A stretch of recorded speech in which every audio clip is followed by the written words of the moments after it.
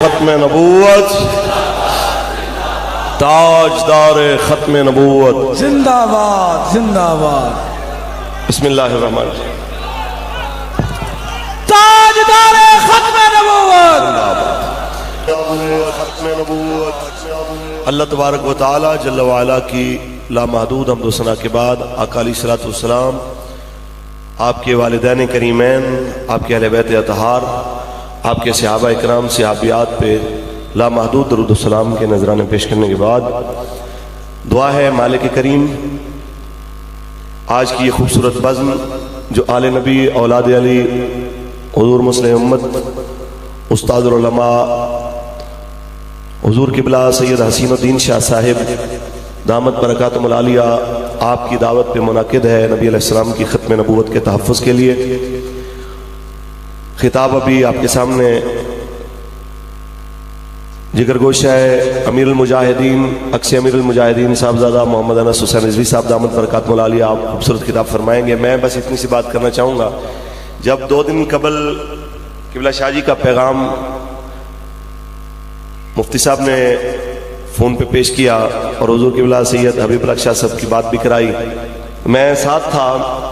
تو جب مفتی صاحب نے کہا کہ جی ٹائم تو تھوڑا رہ گیا ہے، اشتہار بھی چھپ گئے ہیں، تو ہم دعوت دے رہے ہیں، کہیں آپ کو لگے گا تو صحیح کہ تاخیر ہو گئی ہے، لیکن رسول اللہ کی ختم نبوت کا معاملہ ہے تو آپ اس معاملے میں کیا اس پہ کہیں گے؟ تو ایک ہی جملہ کہا حضور اکثر امیر المجاہدین نے کہ ہمیں ہمارے باپ نے پالا ہی ختم نبوت کے تحفظ کے لیے، کوئی تاخیر کی بات نہیں ہے.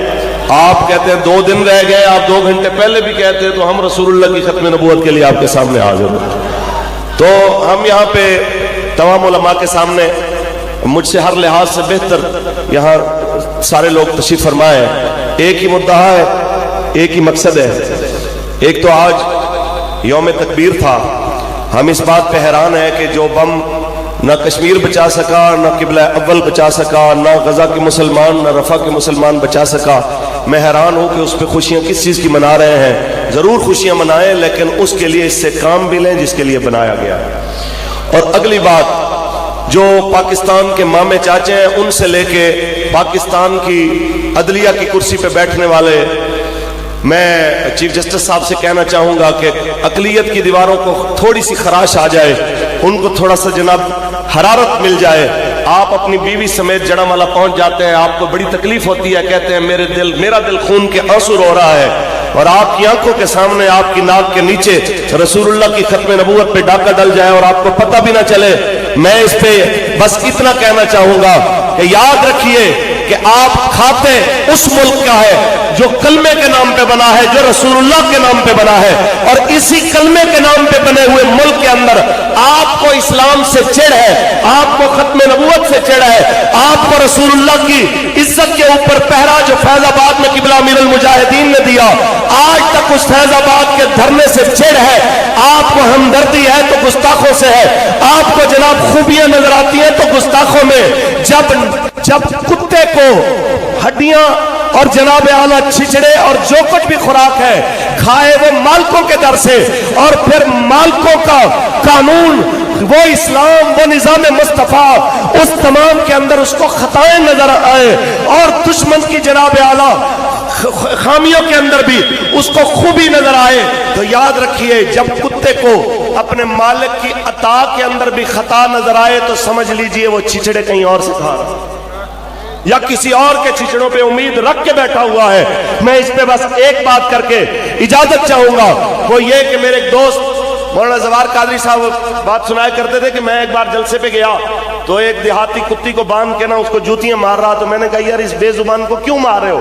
کہتے مولوی صاحب آپ کو نہیں پتا، یہ صبح دوپہر شام روٹی میرے پاس سے کھاتی ہے، اور رات کو جب پہرے کے لیے بھونکنے کا وقت آتا ہے تو ارائیوں کی گلی میں چلی جاتی ہے.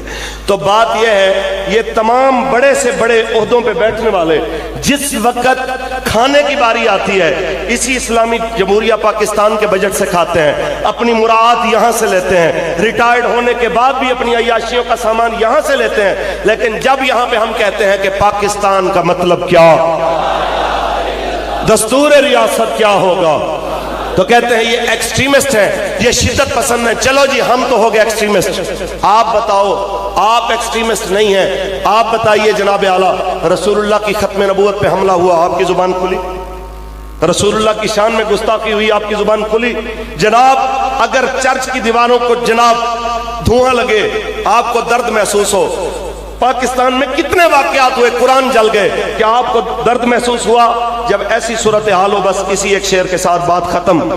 نہ ادھر ادھر کی تو بات کر، یہ بتا کہ قافلہ کیوں لٹا،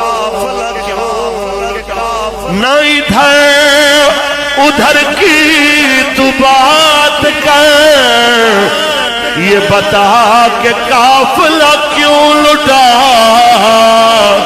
مجھے رہزنوں سے غرض ہے نہیں، تیری رہبری کا سوال ہے۔ بس اتنا یاد رکھیے، آپ اپنی ڈیوٹی کیجئے، نہیں تو اتنا یاد رکھیے کہ اس پاکستان کے اندر کئی ممتاز قادری ابھی بھی موجود ہیں۔ والسلام۔